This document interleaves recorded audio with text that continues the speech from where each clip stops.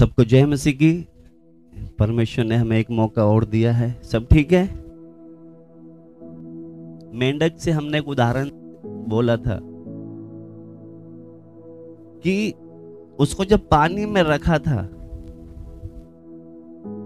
उसको कोई दिक्कत नहीं थी उस समय। उसके यानी कि जब वो पानी में थी अपने आप को बहुत अच्छा महसूस कर रही थी। वो पानी में रहते रहते जब नीचे पानी जब गर्म करा उसको मालूम नहीं था।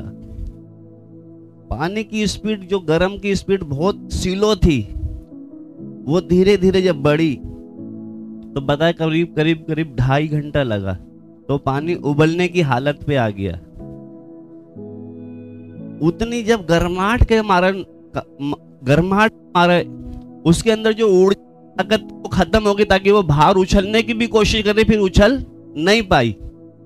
आज व्यक्ति वही है, धीरे धीरे पाप में घुस तो जाते हैं, अच्छा लगता है, मजा आता है। धीरे धीरे जो अभिषेक, जो आत्मा की अगुवाई, जो सब कुछ खत्म होने के बाद एक व्यक्ति सोचता है मैं वापस बाहर आऊं, नहीं आ सकता। वो जैसे वो पानी में मर गया है ना, ऐसे आज बहुत विश्वासी मर रहे हैं पाप में। वो पानी की गर्माहट जब बढ़ती गई ना, उसके अंदर की सारी ताकत खत्म हो गई। उसके अंदर इतनी ताकत नहीं थी कि वो उछल के बाहर आ जाए।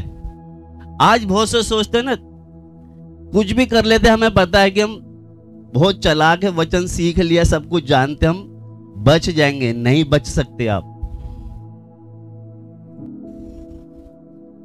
हमारे अंदर कभी कभी जब हम बोलते हैं ना प्रार्थना के बारे में, हम सोचते थे क्या प्रार्थना करें, कैसे करें, किसके लिए करें, ये हमारे अंदर बहुत सारे सवाल होते रहते हैं। तो प्रार्थना जब हम करते हैं, प्रार्थना का मेन मतलब क्या है, उस प्रार्थना को हम समझ जाएंगे ना, फिर हमारी प्रार्थना का टाइमिंग अपने आप बढ़ सकता है।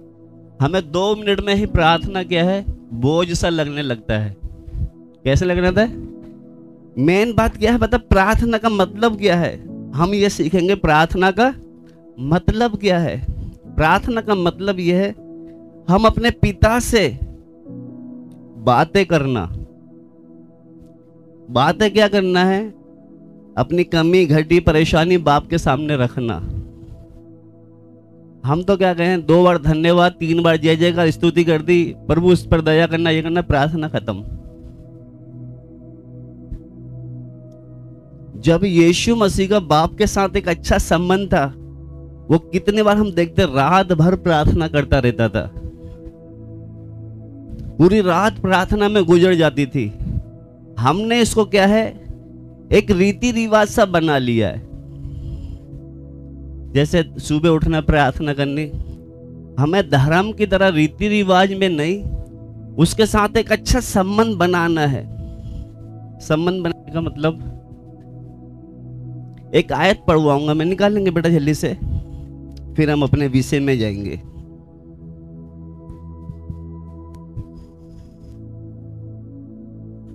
भजन संहिता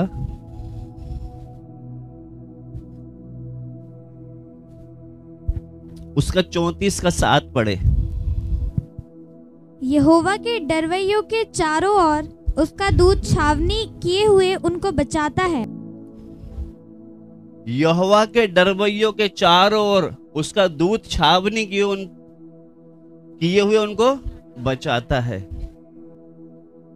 आप देखना, इधर लिखा है यहोवा के डरवैयों के चारों ओर उसका दूत छावनी की हुई, यानी कि जो परमेश्वर का डर मानते हैं, जो भय मानते हैं, उसके चारों तरफ कौन सा रहता है? दूतों की छावनी रहेगी।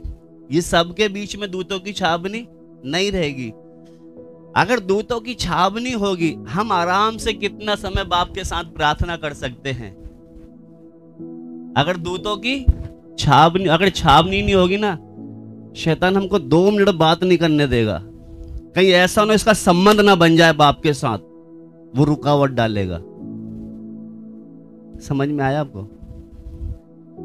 अगर हम यहोवा का डर मानते हैं तो दूतों की छावनी रहती है, तभी हम आराम से समय बिता सकते हैं बाप के साथ। अगर छावनी नहीं होगी ना, वो 2 मिनट में डिस्टर्ब कर देगा हमें। समझ में आपको आ रहा है? इसलिए हम बोलते हैं ना, हमसे प्रार्थना नहीं होती, ये आ जाते हैं, वो आ जाते हैं, ये परेशान करते हैं, वो परेशान करते हैं। क्योंकि क्या है, उसको भी पता है, शैतान को, अगर ये बाप के साथ इसका संबंध हो गया तो फिर ये आम व्यक्ति नहीं रहेगा। वो सांड वाला, ये देख रहे हो, ये इनको बोलते हैं कस्तूरी बेल, और दूसरा भी नाम इनका, कोई क्या नाम है इनका, ये बर्फ ठंडे एरिया में रहते हैं, ये याक भी बोलते हैं इनको ना, ओक्स भी, हाँ, ये ठंडे एरिया में रहते हैं। और इनका है ना, जो हाइट जो है लगभग 6 फुट की होती है। कितनी होती है? और इनका वजन लगभग 450 किलो, 400-450 किलो वजन होता है इनका। तो इनमें खासियत पता क्या है? ये मैं फोटो इसलिए दिखा रहा हूं ताकि कहीं ना कहीं हमारे दिमाग में कुछ घुस जाए। ये अच्छा भारी शरीर होता है इनका, तगड़ा होता है, मगर जब भेड़िया या कोई जानवर इन पर हमला करने आते, ये छोटे बच्चों को बीच में ले लेते हैं, छोटे बच्चे को अपने घेरे में ले लेते हैं। और जो सामने शैतान आता है, भेड़िया, जो अच्छे हट्टे कट्टे होते, सामना उसका करने के लिए आंखों से आंख मिलाकर उसका सामना करने के लिए तैयार रहते हैं। और अपनी ताकत से क्या है, कोई जानवर आ गया तो उसको खदेड़ भी देते हैं। ये कहने का मतलब, ये देख रहे हो, जैसे उनके बच्चों पर हमला करने आते हैं, ये बिल्कुल अपने ताकत वाली सींग से क्या उसको खदेड़ भी देते हैं। इतनी ताकत होती है उनके अंदर। जब ये अपने बच्चों की रक्षा करना ये जानते हैं, तो हमारे स्वर्गदूत, उनको पता है कि ये बच्चे है ना कमजोर है, इसलिए क्या करते हैं, घेरे में ले लेते हैं, कोई शत्रु इनके ऊपर हमला ना करे। उसी तरह परमेश्वर को पता है ये मेरा बच्चा सीधा है, भोला है, इसलिए दूतों की छाप नहीं लगा। बेटा आराम से तू प्रार्थना कर, कोई तुझे डिस्टर्ब नहीं कर सकता। समझ में आ रहा है आपको? तो जो यहोवा के डरवैये हैं, उसी के पास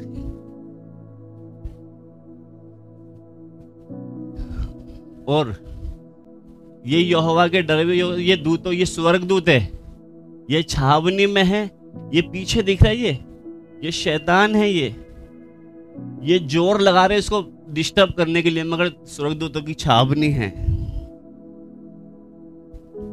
जब एक सांड अपने बच्चों की अच्छी रक्षा करना जानता है, तो हमारा परमेश्वर नहीं कर सकता? वो जो बेल दिखाए थे ना, वो कैसे अपने बच्चों को बाड़े में ले लिया कि कोई भेड़िया या कोई भी जानवर हमारे बच्चों पर हमला ना करे। इसलिए वो दुश्मन का सामना करने के लिए कंधे से कंधा मिला के खड़े हो जाते हैं, ताकि कोई भी मेरे बच्चों को छू ना सके। तो हमारा परमेश्वर हमें ऐसे ही छोड़ देगा? सबसे पहले यहोवा के भय मानना जरूरी है। तो लिखा है, यहोवा के डरवैयों के चारों तरफ दूतों की छावनी है। कितनी बार ऐसे बहुत से सेवकों का उदाहरण है जो प्रार्थना में बहुत अच्छे योद्धा थे। आज हमसे प्रार्थना क्यों नहीं हो पाती? हमारा चित्त तो ठिकाने पर नहीं है। हम उधर जब देखें, ऐसे कुछ हैं जो प्रार्थना के योद्धा थे, जैसे दानियल। लोगों को पता था कि इसको हम किस बात में फंसाएं, कि ये तीनों टाइम लगातार अपने पिता की तरफ मुंह करके प्रार्थना करता है। तो उसको पता है, उसको लोगों को पता था कि हम इसी बात में फंसा सके कि राजा के अलावा कोई और किसी को दंडवत करेगा तो उसको शेरों की मांद में डाल दे। मगर उस वो प्रार्थना का योद्धा था, बाप के साथ संबंध था, वो धमकी भी उसको डरा नहीं सकी कि मुझे चाहे शेर के बीच में जाना पड़े। मगर जो समय था, अपने बाप के साथ संबंध था, इसलिए वो क्या कर रहा, जिधर दीवार की तरफ मुंह करके प्रार्थना करता, तीनों टाइम उसने बराबर प्रार्थना की है, क्योंकि था, संबंध था। हैं? क्योंकि हमें प्रार्थना किस लिए रखनी है?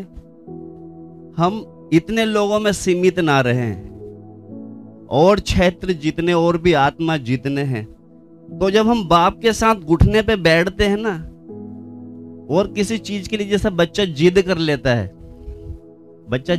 ना, मुझे यही चाहिए।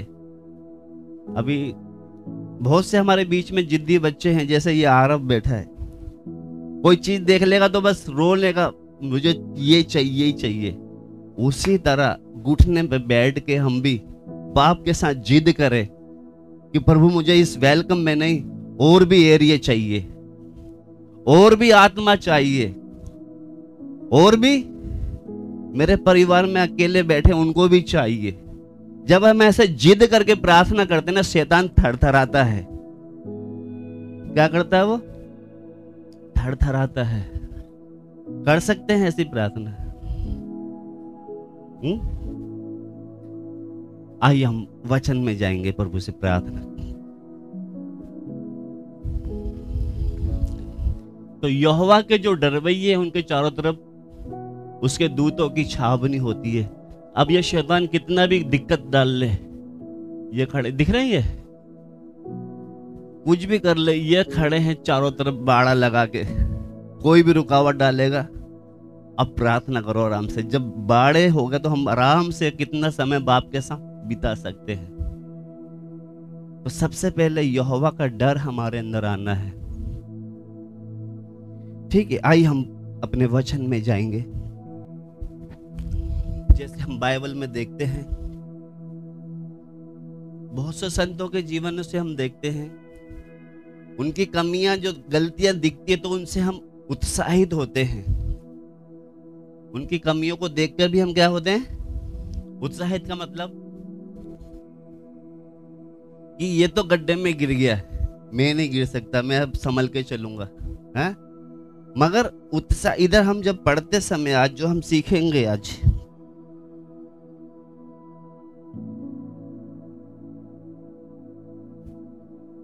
हमें उत्साहित नहीं, उसके साथ साथ क्या है? एक चेतावनी भी होती है। उसके साथ साथ गलतियों से हमको क्या है?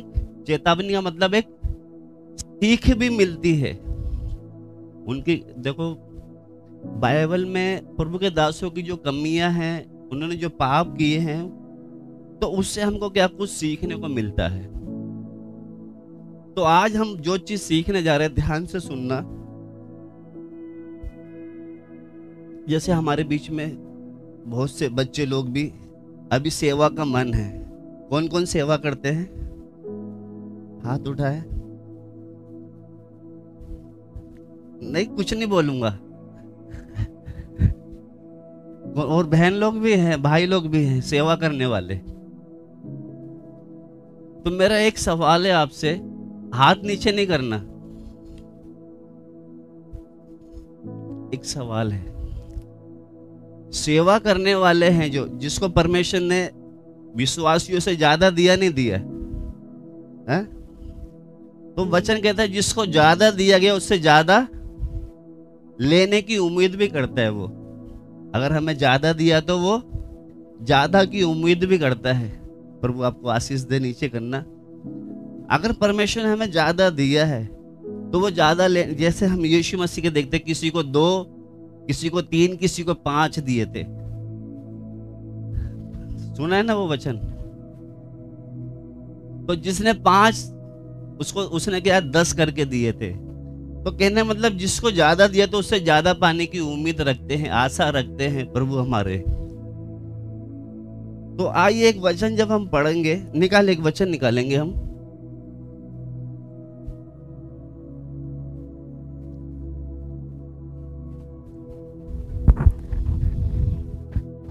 क्योंकि हमारा जो सेवा करने वाले हैं या अभिषिक्त जन जो है, वो नाप में या वजन में विश्वासियों से थोड़ा ऊंचा होना चाहिए।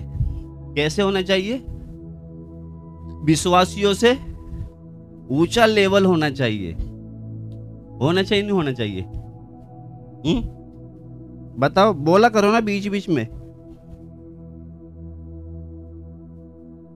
इधर एक घटना, गिनती की किताब नहीं, गिनती की किताब,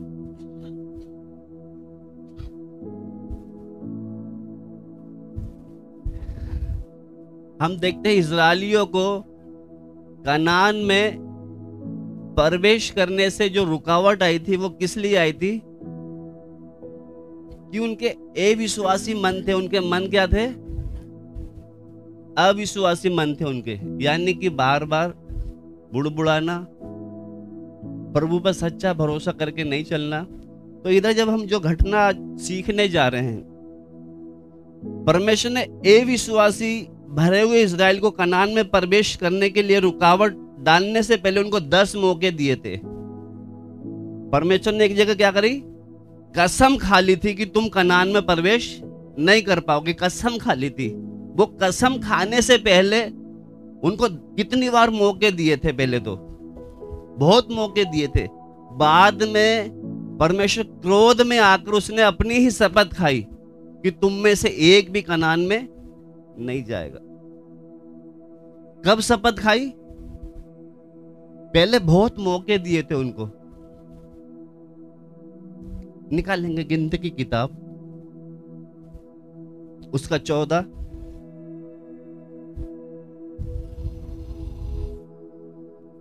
हम आज जो सीखने जा रहे हैं, परमेश्वर, जो परमेश्वर के सेवक की गलती हम देखने जा रहे हैं।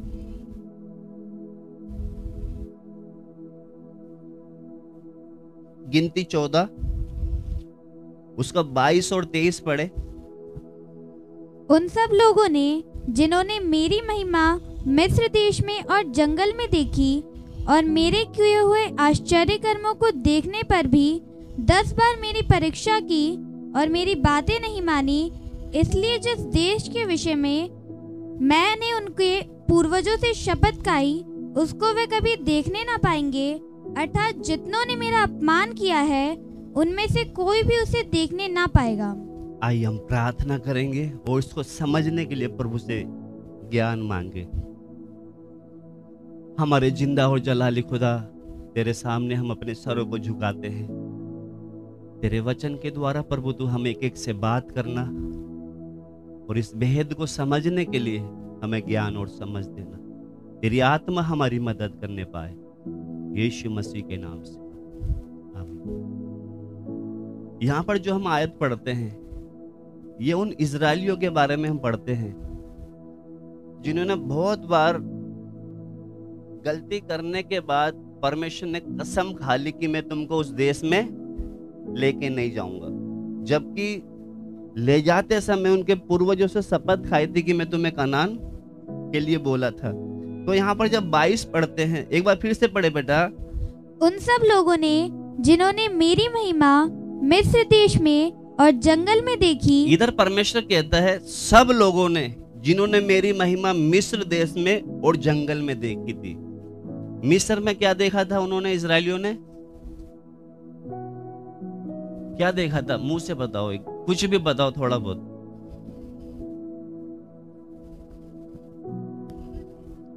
किसी के यहाँ पर वो टिड्डिया का ढेर है, वो आराम से सो रहे हैं। इधर ओले पड़ रहे हैं, इधर आराम से सो रहे हैं। इधर पहलोटों की मूर्ति हो, सब उधर जिंदे हैं।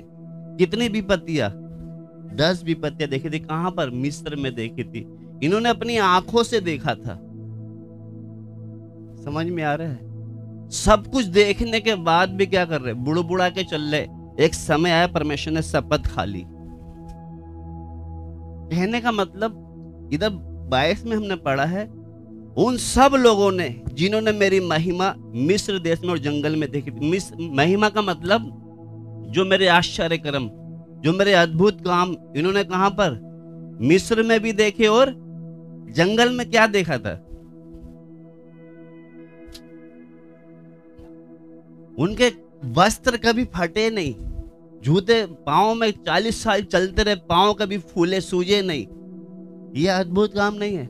ऊपर से मन्ना गिर रहा है, चट्टान से पानी पी रहे। इतना सब कुछ देखने के बाद भी सही से नहीं चल रहे थे। एक समय आया, परमेश्वर ने क्या कर लिया? शपथ खा ली। हम शपथ पता किसकी खाते हैं? जो हमारी निगाह में सबसे बड़ा होता है ना, बोलते ना, कुछ कुछ बोलते हैं, कि तेरा इकलौता बेटा है, इसकी कसम खा। क्योंकि मेन व्यक्ति की कसम खाते हैं ना, तो परमेश्वर की निगाह में कोई मेन अच्छा नहीं दिखा, सबसे बड़ा परमेश्वर खुद था, इसलिए उसने अपनी खुद की कसम खा ली। क्योंकि परमेश्वर से बड़ा कोई, तो उसने किस लिए अपनी खुद की शपथ खा ली। क्या बोला उसने कि तुम बड़े दोबारा से। उन सब लोगों ने जिन्होंने मेरी महिमा मिस्र देश में और जंगल में देखी और मेरे किए हुए आश्चर्य कर्मों को देखने पर भी 10 बार मेरी परीक्षा की। 10, इतना सब कुछ देखने के बाद भी 10 बार मेरी परीक्षा की और मेरी बातें नहीं मानी। हाँ? इसलिए जिस देश के विषय मैंने उनके पूर्वजों से शपथ खाई, जिस देश के, किस देश के लिए? कनान के लिए शपथ खाई थी। हाँ, उसको वे कभी देखने ना पाएंगे। उसको कभी देखने, यानी कि एक शपथ खाई थी कि मैं कनान देने के लिए प्रभु ने बोला था, मगर उसने शपथ खा ली कि तुम उसको देखने नहीं पाओगे, कसम खा ली। आगे, अर्थात जितनों ने मेरा अपमान किया है, जितनों ने मेरा अपमान किया है। अपमान का मतलब परमेश्वर को नीचा दिखाते हैं ना। जितनों ने मेरा अपमान किया है, उनमें से कोई भी उसे देखने ना पाएगा। उनमें से कोई भी उस कनान को देखने ना पाएगा। इस बात को थोड़ा रुक कर सुनना और सोचना। कहने का मतलब इजराइलियों ने 10 बार गलती किया। कितनी बार? 10 बार। मगर एक था जिसने सिर्फ एक ही बार गलती किया।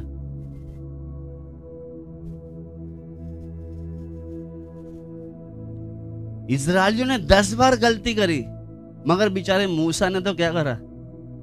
एक ही बार गलती करी, उसको कनान देखने को नहीं मिला। इधर थोड़ा रुक के सोचना। मैं जो बताने का स्टार्टिंग में मैंने किया था, हम जो सेवा करने वाले हैं, जिन्होंने हाथ उठाया था, विश्वासियों से लेवल हमारा ऊंचा होना चाहिए। क्या होना चाहिए? विश्वासियों तो 10 बार गलती कर देंगे ना, प्रभु फिर भी क्या करेगा? मगर इधर मूसा ने तो एक ही बार गलती किया था और बोला क्या है? एक जगह तो ऐसे कहता है कि उसके बारे में तू बात भी मत करना। कनान के बारे में तू देखना तो दूर है, उसके बारे में तू बात भी मत करना। निकालेंगे वो आयत, पढ़ेंगे हम। ये तो हमने देखा है किनके? इस्राएलियों के बारे में। मतलब उन्होंने 10 बार गलती करी, तब परमेश्वर ने एक शपथ खाई कि तुम उसको देखने उधर जाने नहीं पाओगे, 10 बार करने के बाद। मगर अभी हम मूसा के बारे में पढ़ेंगे। निकालेंगे बेटा, वो भी निकालें हम, क्योंकि इनको तो 10 बार मौका दिया था। मूसा को सिर्फ एक ही मौका था। मूसा ने सिर्फ एक ही बार अविश्वास यानी कि आज्ञा उल्लंघन किया। गिनती की किताब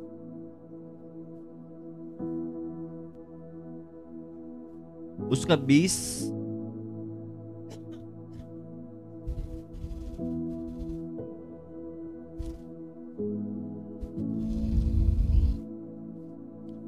7 से पढ़ेंगे हम। तब यहोवा ने मूसा से कहा, उस लाठी को ले और तू अपने भाई हारून समेत मंडली को इकट्ठा करके उनके देखते उस चट्टान से बातें कर, तब वे अपना जल देगी। इस प्रकार से तू चट्टान में से उनके लिए जल निकाल कर मंडली के लोगों और उनके पशुओं को पिला। यहोवा की इस आज्ञा के अनुसार मूसा ने उसके सामने से लाठी को ले लिया।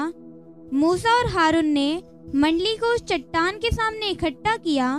तब मूसा ने उससे कहा, हे दंगा करने वालों, सुनो, क्या हमको इस चट्टान में से तुम्हारे लिए जल निकालना होगा? तब मूसा ने हाथ उठाकर लाठी चट्टान पर 2 बार मारी और उसमें से बहुत पानी फूट निकला और मंडली के लोग अपने पशुओं समेत पीने लगे। 12 भी पढ़ ले। परंतु मूसा और हारून से यहोवा ने कहा, तुमने जो मुझ पर विश्वास नहीं किया और मुझे इजराइलियों की दृष्टि में पवित्र नहीं ठहराया, इसलिए तुम इस मंडली को उस देश में पहुंचाने ना पाओगे जिसे मैंने उन्हें दिया है। इधर रुक कर, इधर परमेश्वर ने मूसा से बोला था, जब ये बुड़बुड़ा रहे थे पानी के लिए, तो परमेश्वर ने बोला था तू क्या करना? उस चट्टान से बातें करना। क्या करना? बातें करना।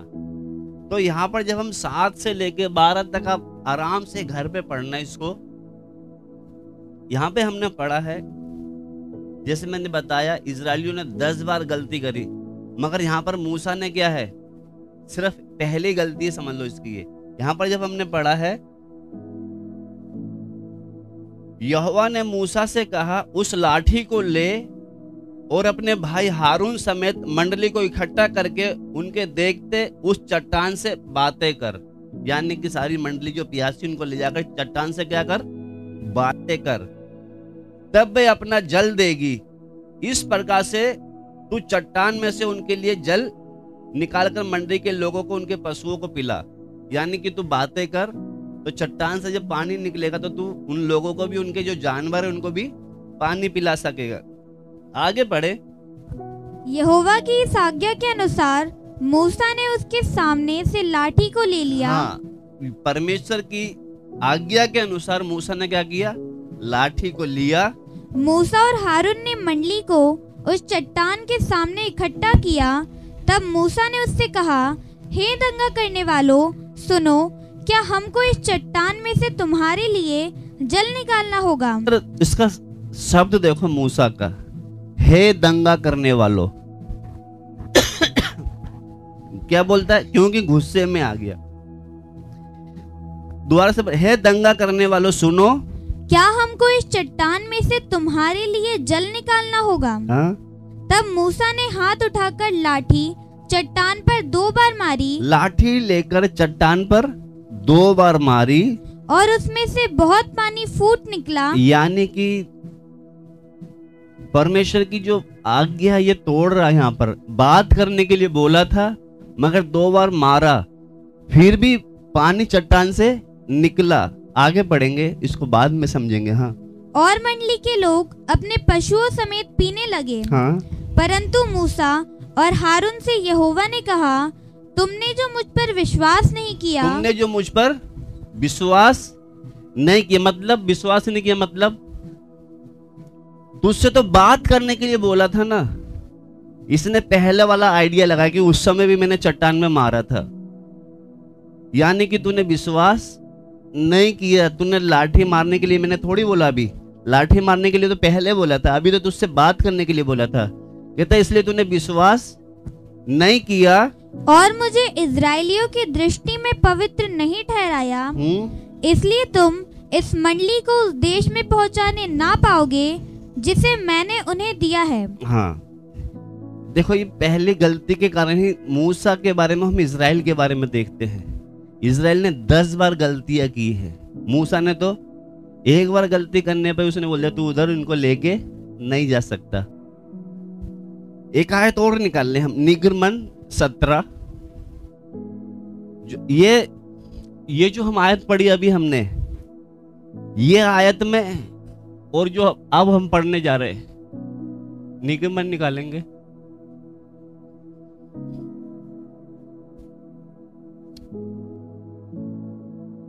निर्गमन 17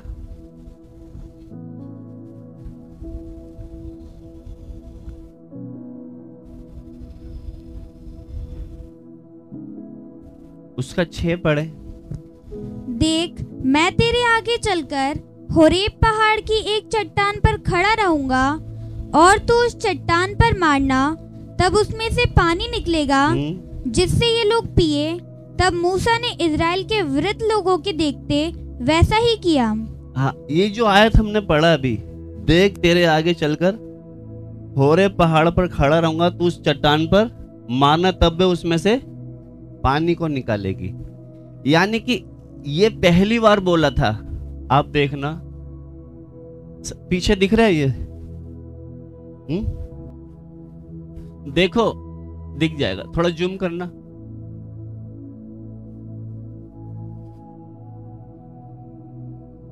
यहां पर थे ये पहले, ये मिस्र के सबसे अच्छी जगह गोशेन में थे। ये मालूम है, ये सारे इजरायली कहां थे? यहाँ थे। तो यहां से निकलकर जब इनके गुलामी के दिन पूरे हो गए तो यहां से निकल के अब ये कहां जा रहे? इधर कनान की ओर। तो यहां से इनकी यात्रा शुरू हुई थी, यहां से शुरू हुई। ये पूरा सीने का जंगल, ये पूरा जंगल है। ये यहां उनकी जो यात्रा है ना, ये सब वो दिख रही है। यहां पर उसकी जो बहन मरियम थी, मूसा की, यहां पर मरी थी वो। और थोड़ा करें इधर, इधर ये नावा पर्वत, यहां पर हारून मरा था। तो कहने का मतलब, वापस थोड़ा सा करें, ये यहां से चले थे, गोशेन से चले थे। तो यहां से चलते चलते ये लाल सागर है, ये सारा, ये मारा, ये सब चलते चलते रिपिदिम, ये सब संडे क्लास में पढ़ा होगा आपने। ये सारा सीने का ये सारा जंगल है। तो ये यहीं से ये 40 साल तक यहीं भटकते रहे। तो हमने जो पहले पढ़ा था वहां पर उसने क्या करा, 2 बार लाठी मारी। और एक बार जो हम अभी पढ़ रहे हैं, पढ़े बेटा दोबारा से। देख, मैं तेरे आगे चलकर होरेब पहाड़ की एक चट्टान पर खड़ा रहूंगा और तू उस चट्टान पर मारना। हाँ? तब उसमें से पानी निकलेगा। तब उसमें से, ये पहली बार बोला था प्रभु ने कि तू उस चट्टान पर मारना, क्योंकि वहां पर इनको जब प्यास लगी, यहां से जब निकल के आ रही है, तो इनको जब प्यास लगी तो ये बुड़बुड़ाया था। तो परमेश्वर ने बोला था कि तू चट्टान पर, मैं वहां खड़ा रहूंगा, तो चट्टान पर लाठी मारना, वहां पर से क्या निकलेगा, पानी निकलेगा। तो वहां पर इन्होंने पानी पिया। और फिर अब जो हमने 20 में जो पढ़ा था, तो यहां पर भी दोबारा जब इसको बोला था कि तू क्या करना, बातें करना, मगर इसने क्या करा, 2 बार लाठी मारी। तो वो पहली बार में और दूसरी बार में यानी कि 40 साल का अंतर, लगभग 39-40 साल का। समझ में आपको आ रहा है, नहीं आ रहा? तो इधर जो मेन बात जो हम सीखने जा रहे हैं, सबसे जो मेन बात है, इजरायलियों ने तो बहुत गलती करी, तब जाकर परमेश्वर ने क्या करा है, शपथ खाई। मगर इधर मूसा ने क्या करा, सिर्फ एक ही क्या करा, उसको बोला था चट्टान से बातें करना, मगर इसने चट्टान पर क्या करा, 2 बार मारा। और मारने के बाद प्रभु क्या कहता है, पढ़े दोबारा से 7:20 का 7 गिनती। तब यहोवा ने मूसा से कहा, उस लाठी को ले और तू अपने भाई हारून समेत मंडली को इकट्ठा करके उनके देखते उस चट्टान से बातें कर, तब वह अपना जल देगी। इस प्रकार से तू चट्टान में से उनके लिए जल निकाल कर मंडली के लोगों और उनके पशुओं को पिला। इधर देखो, 2 बातें, थोड़ा सा बस ये सीखने की कोशिश करना आप। परमेश्वर जो है हमारा, मैंने बताया शुरू में, अगर वो ज्यादा देता तो ज्यादा पाने की आशा रखता है। अगर हम सेवक हैं तो हमारा विश्वासी की तरह लेवल नहीं होना चाहिए, क्योंकि उनको तो इजराइल ने 10 बार गलती करी, मगर मूसा ने तो एक ही बार बोला और उस गलती किया, उसको बोलता कि तू उस देश में नहीं जाएगा। तो इसीलिए जब हम पढ़ते समय पौलुस एक शब्द बोलते, एक बात बताते हैं, वो जो वचन में हम पढ़ेंगे, निकालेंगे बेटा वो आज भी, उसमें और उसमें 40 साल का गैप था। इसीलिए वो प्रभु का दास मूसा बोलता है, निकालेंगे 1 कुरिन्थियों 9:27 पढ़े।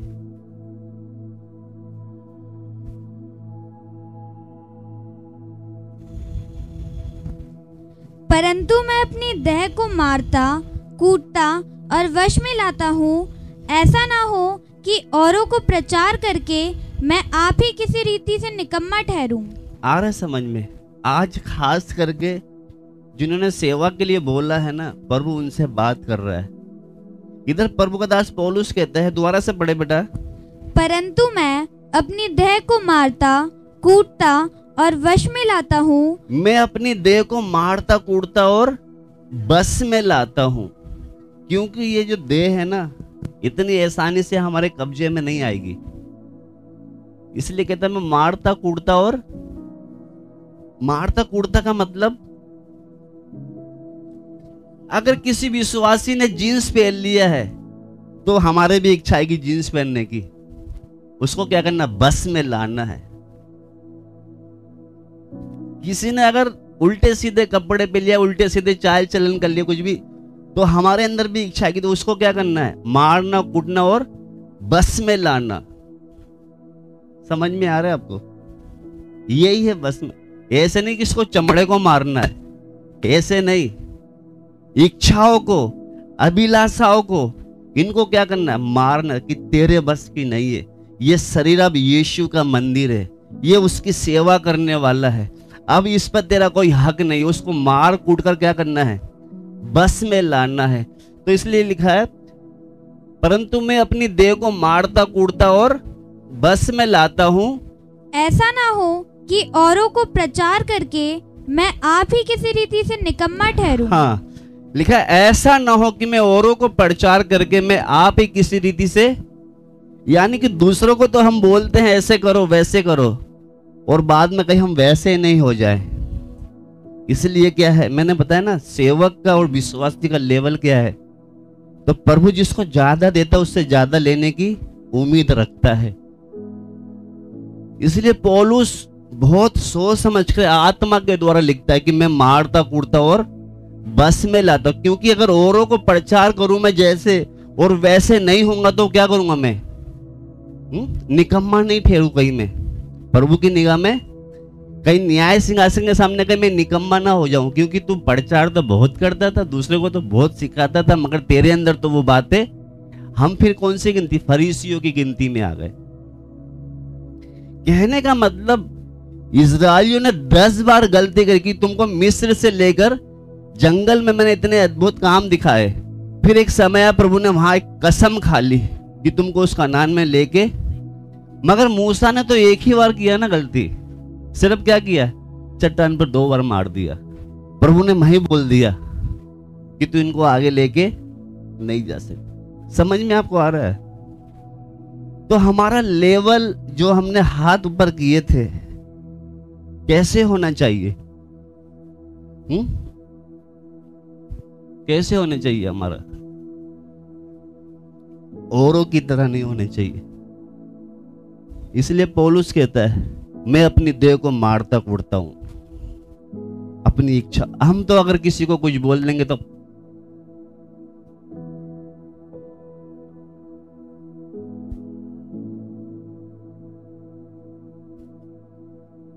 हम अगर बोल देना ये सूट ऊपर कैसे चढ़ रहा है, वो भी तो पहनती है, ये जीन्स पास्टर की कलीसिया में तो सब पहनते हैं।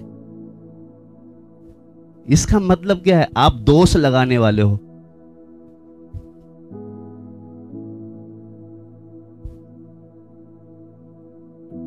सेवक के लिए प्रभु सेवक के हिसाब से न्याय करेगा, क्योंकि हमने यीशु को नहीं देखा, हमने सेवकों को देखकर चल रहे हैं। कल को पीढ़ी जो आएगी हमें देख के चलेगी।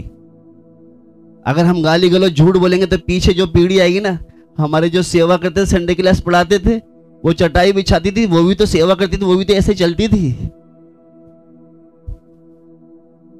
है ना? अगर हम आजकल के सेवा करने वाले अगर हम भी ऐसा करेंगे तो पीछे जो पीढ़ी आएगी कैसी आएगी वो? इसलिए पौलुस कहता है मैं अपनी देह को मारता कूटता और बस में लाता हूं, औरों को प्रचार करके मैं निकम्मा न ठहरूं। कहने का मतलब कल को बोले तू सेवा करता था, ये ऐसे कपड़े पहन के जाते हैं, ऐसे बात करते हैं, ऐसा नमूना देते हैं। अगर आपको लगता है कि मेरे बस की नहीं है तो क्या करो? ऐसे हाथ किया था ना, उसको ऐसे नीचे रहने दो। क्योंकि अगर प्रभु सेवा करोगे तो आपसे क्या करेगा? वो उसके हिसाब से उम्मीद भी रखता है। सही है गलत है? हमने इजराइल और मूसा के बारे में देखा ना, वचन से देखा ना हमने। तो इसलिए पौलुस को समझ गया था भेद, इसलिए वो कहता मैं मारता और कूटता बस में।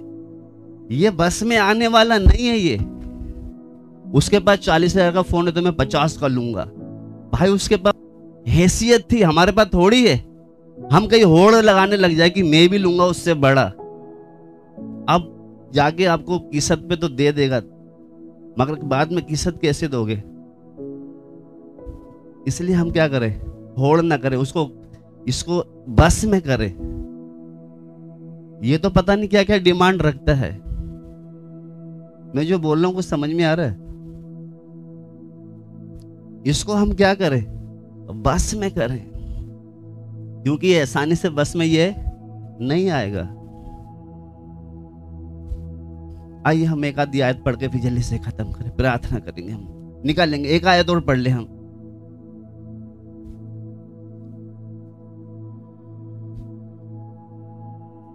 भजन संहिता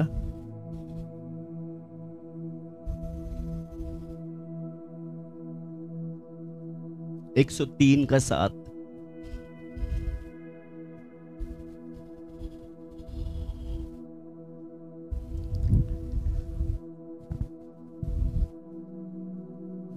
उसने मूसा को अपनी गति और इजराइलियों पर अपने काम प्रकट किए। यहाँ पर पढ़ते समय एक बार फिर से पढ़े बेटा। उसने मूसा को अपनी गति और इजराइलियों पर अपने काम प्रकट किए। इधर जब पढ़ते समय, जब पढ़ते हैं इधर, मूसा पर परमेश्वर ने क्या है, गति का मतलब मार्ग, कि कैसे चलना है, और इजराइल पर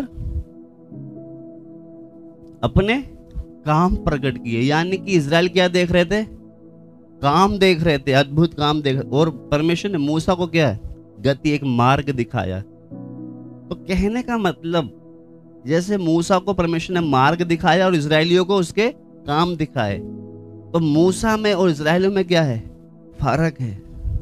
परमेश्वर उनके लिए क्या है, एक को मार्ग दिखा रहे, एक को काम दिखा रहे। तो हम सेवक को जो मार्ग दिखाते हो, हमारा काम है दूसरे को क्या करें, हम मार्ग दिखाने वाले बने। अभी मुझे पता नहीं कितना समझ में आ रहा है, समझ में आ रहा है? मूसा को क्या दिखाया, मार्ग दिखाया, और इजराइलियों को अद्भुत चमत्कार दिखाए थे। तो हम जो अगुए हैं, हमको जब मार्ग दिखा, तो हमारा काम भी क्या है, दूसरों को मार्ग दिखाए।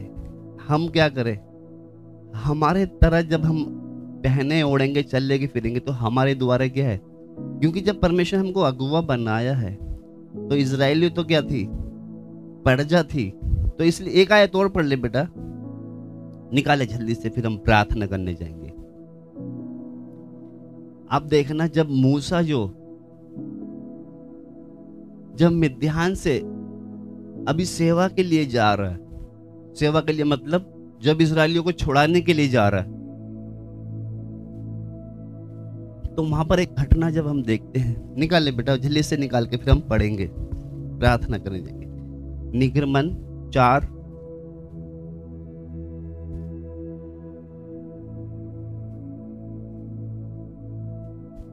आज जब हम सेवा करने जाते हैं, या जा रहे हैं सेवा करने जाते हैं हम, जैसे मूसा, परमेश्वर को मूसा जो था इजराइली को छुड़ाने वाला, यानी कि उनको बुलाने के लिए जब जा रहा था, तो कुछ समय में जब जो उसका पुत्र मूसा का जो बेटा था, तो उस समय एक व्यवस्था, एक नियम था क्या, खतने का।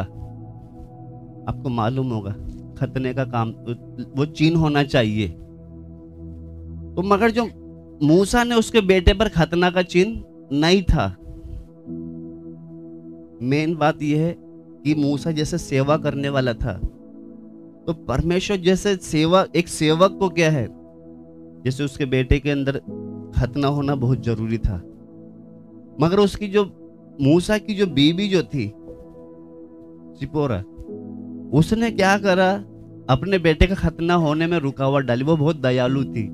दयालु का मतलब कि खतना करते समय खून बहेगा, दर्द होगा, उसने क्या करा, होने नहीं दिया होगा। आज हम बहुत से क्या है, अपने बच्चों पर थोड़ी दया करते हैं। सो जा बेटा, अभी ठंड हो रही, बाद में प्रार्थना करना। बेटा क्या करना, ऐसे करना। तो जब थोड़ा ध्यान से सुनना,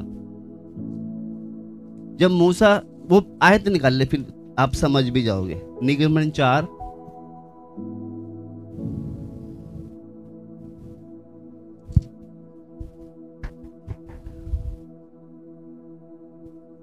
उसका 24 से लेके 26 तक पढ़ेंगे। तब ऐसा हुआ कि मार्ग पर सराय में यहोवा ने मूसा से भेंट करके उसे मार डालना चाहा। इस बात को थोड़ा ध्यान से सुनना। ऐसा हुआ कि मार्ग में पर सराय में यहोवा ने मूसा से भेंट करके उसको मार डालना चाहा। किसको? मूसा को। बेशक तू मेरी सेवा करता होगा, बेशक तू मेरा सेवक है, मगर क्या है, तूने जो बेटा, तेरा बेटा है ना, उसका खतना अपनी पत्नी के कारण, उसकी पत्नी ने बोला होगा नहीं अभी तो छोटा है, इसको दर्द होगा, ये होगा, तो क्या है नहीं। तो यहाँ पर ऐसा हुआ कि मार्ग पर सराय में यहोवा ने मूसा से भेंट करके उसको मार डालना चाहा। आगे पढ़ेंगे। तब सिप्पोरा ने एक तेज चकमक पत्थर लेकर अपने बेटे की खलड़ी को काट डाला और मूसा के पांव पर यह कहकर फेंक दिया, निश्चय तू मेरे लिए लहू बहाने वाला मेरा पति है। हाँ। तब यहोवा ने उसको छोड़ दिया। तब यहोवा ने उसको छोड़ दिया। उस समय खतने के कारण वह बोली, तू लहू बहाने वाला पति है। हाँ, इधर मतलब इधर पढ़ने का, जो इतना पढ़ाने का मेरा मतलब ये है कि यहाँ पर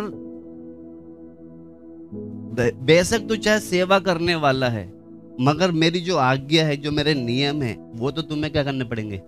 मानने पड़ेंगे। वो तो तुम्हें क्या करने पड़ेंगे? मानने पड़ेंगे।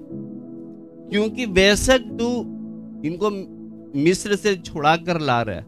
अभी उधर जब एक आयत जो मैंने उधर हम पढ़ रहे थे, अभी उधर जब मूसा ने लाठी जो मारी थी, 2 बार मारी, पानी तो निकल गया, यानी कि जो प्यासे थे उनको पानी तो मिल गया, मगर जो तूने गलती करी है ना, गलती क्या करी थी? तो को लाठी वहां पर मारना नहीं था, बात करनी थी। आज बेशक जैसे मूसा के अंदर गलती थी, फिर भी प्यासों को पानी मिला। आज जैसे हम सेवक हैं, हमारे अंदर गलतियां हैं, मगर जो प्यास है उनकी प्यास तो बुझ रही है। अब इसको पकड़ना बात को। मूसा ने क्या करा? मूसा से परमेश्वर ने बोला था बात करना चट्टान से, मगर इसने क्या करा? मार दिया 2 बार। वहां से पानी नहीं निकलना था। पानी क्यों निकल गया? ये प्यासे है ना, इनकी तो पहले मैं प्यास बुझाऊं, मगर जो तूने गलती किया है ना, इसका तो तुझे भुगतान देना पड़ेगा। समझ में आ रहा है आपको? इसलिए तो बोला था तू कनान में। आज बेशक जो हम सेवा कर रहे हैं, हमारे द्वारा बहुत सी आत्माएं आ रही हैं। अब ध्यान से सुनना, हमारे द्वारा बहुत सी आत्माएं आ रही है, क्योंकि ये प्यास से बैठे हैं, इनकी तो प्रभु प्यास बुझा रहा, मगर जो हम गलती करके चल रहे हैं ना, इसका लेखा तो देना ही पड़ेगा। हम सोचेंगे ना हमारे द्वारा कितनी आत्माएं आ रही है, कितना प्रभु बढ़ा रहा है हमें, मगर जो तुम गलती कर रहे हो ना, ये मत सोचना कि ये आत्माएं आ रही है ना तो तुमको उधर कुछ दर्जा मिलेगा, मगर जो गलती कर रहे हो ना, उसका हिसाब तो तुम्हें देना ही पड़ेगा। समझ में आपको आ रहा है, नहीं आ रहा है? तो इसीलिए हम जब सेवक हैं, पौलुस कहता कि ऐसा न हो मैं दूसरों को प्रचार करके खुद ही निकम्मा ठहरूं। आइए हम प्रभु से प्रार्थना करें। अभी कितना समझ में आया प्रभु जाने। अगर हम अपने आप को सोचते कि हाँ मैं सेवक हूं या मैं सेवा के लिए बुलाया गया हूं, तो हमारा लेवल विश्वासियों से ऊंचा होना चाहिए।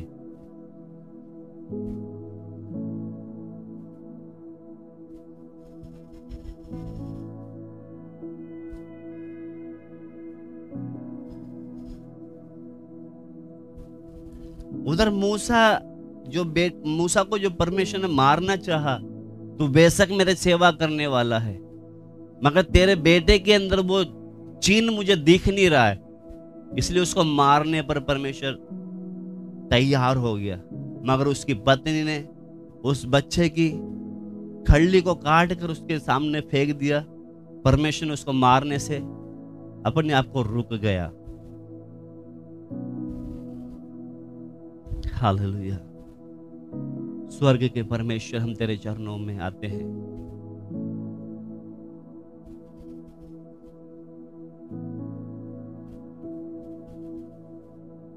स्तुति और महिमा के योग्य परमेश्वर,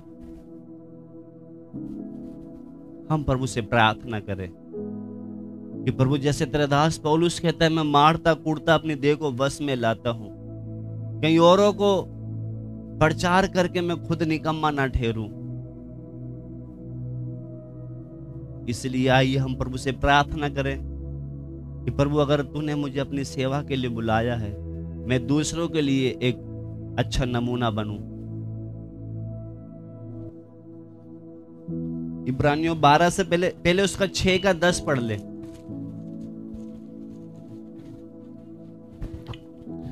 क्योंकि परमेश्वर अन्यायी नहीं कि तुम्हारे काम और उस प्रेम को भूल जाए जो तुमने उसके नाम के लिए इस रीति से दिखाया कि पवित्र लोगों की सेवा और कर भी रहे हो। इधर हम पढ़ते समय परमेश्वर अन्याय नहीं है कि तुम्हारे काम और उस प्रेम को भूल जाए। हम देखते हैं परमेश्वर हमारा अन्याय नहीं है। अगर हम परमेश्वर की सेवा कर रहे हैं या उसका कुछ काम कर रहे हैं, वो अन्याय नहीं कि भूल जाएगा। क्योंकि हम देखते जब मूसा ने उनको जंगल में उनके साथ चला, उनको कनान की ओर लेके जा रहा था, जब मूसा की एक समय पर मौत तो हो गई, मगर 1500 साल के बाद वो पतरस को एक पर्वत पर दिख रहा है, मूसा, एलिया और तीसरा यीशु को। मेरा इधर ये आयत पढ़ाने का मतलब, परमेश्वर हमारा अन्याय नहीं कि हमारे काम और उस प्रेम को भूल जाए। जो मूसा ने काम किया था, जो परमेश्वर से प्रेम था, इसीलिए वो क्या है, एक समय था वहां पर एलिया और मूसा और प्रभु यीशु मसीह तीनों दिख रहे हैं। पतरस इसलिए कहता है कि प्रभु मैं इन तीनों के लिए मंडप बनाया। यहाँ पर परमेश्वर मूसा की जो काम को देखा था, इसलिए वहां पर वो क्या, पहाड़ पर उनको दिख रहा है उधर। तो इसलिए लिखा है कि क्योंकि परमेश्वर अन्याय नहीं कि तुम्हारे काम और उस प्रेम को भूल जाए जो तुमने उनके नाम के लिए इस रीति से दिखाया कि पवित्र लोगों की सेवा की ओर कर भी रहे। यानी कि अगर हम पवित्र लोगों की सेवा कर रहे हैं तो परमेश्वर हमारा अन्याय नहीं है अन्यायी, वो हमारे काम को देखता है। अगर हम वफादारी से काम करेंगे, एक समय है उसका प्रतिफल हमें प्रभु देगा। आगे पढ़े बेटा, और उसको भी मैंने जो बताया था 12 का 28 और 29 इब्रानियों, फिर हम प्रार्थना करने जा रहे हैं।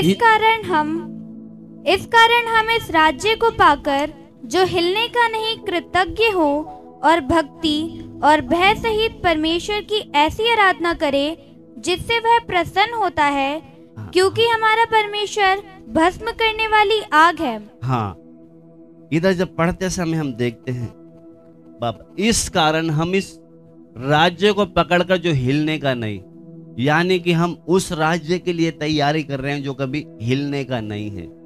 जो हम सेवा में हैं, जो लोग जिन्होंने प्रभु के प्रति सेवा के लिए मन बनाया है, तो लिखा इस कारण हम इस राज्य को पाकर जो हिलने का नहीं है, उस अनुग्रह को हाथ से जाने ना दे।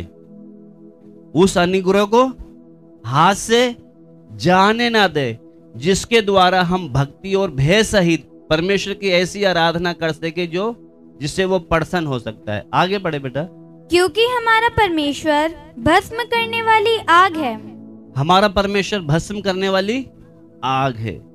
इसका 28 बेटा द्वारा से एक इसमें एक शब्द है, इस कारण हम इस राज्य को पाकर जो हिलने का नहीं कृतज्ञ हो और भक्ति और भय सहित परमेश्वर की ऐसी आराधना करें जिससे वह प्रसन्न होता है। कृतज्ञ यहाँ पर जब पढ़ते समय ये शब्द का मतलब क्या है? ये अनुग्रह दे रखा है ना कृतज्ञ की जगह।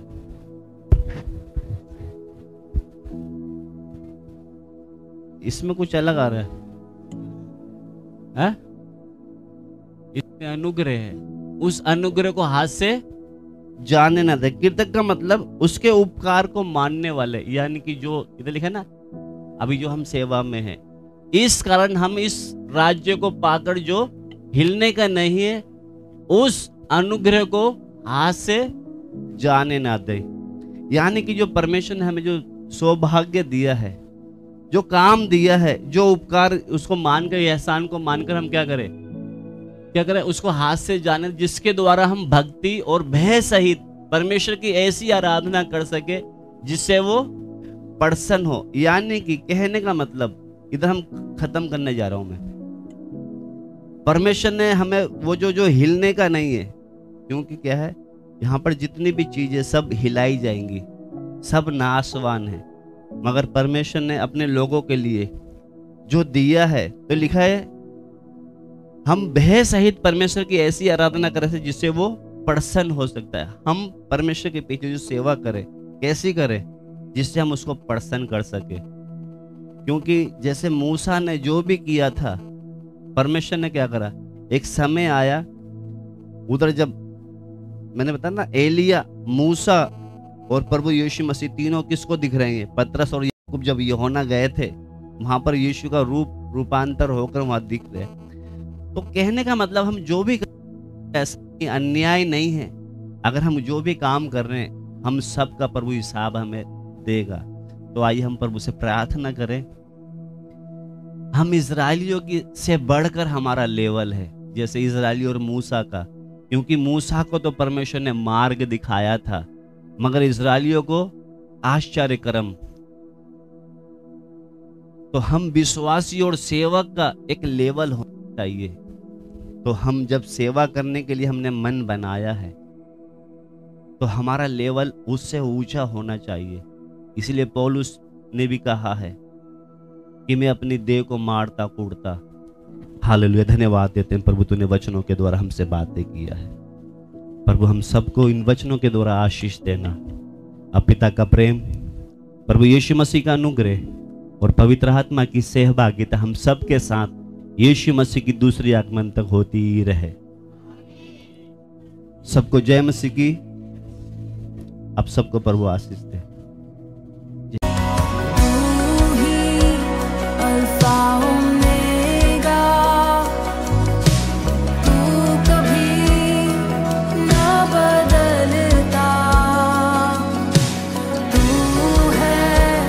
जीवन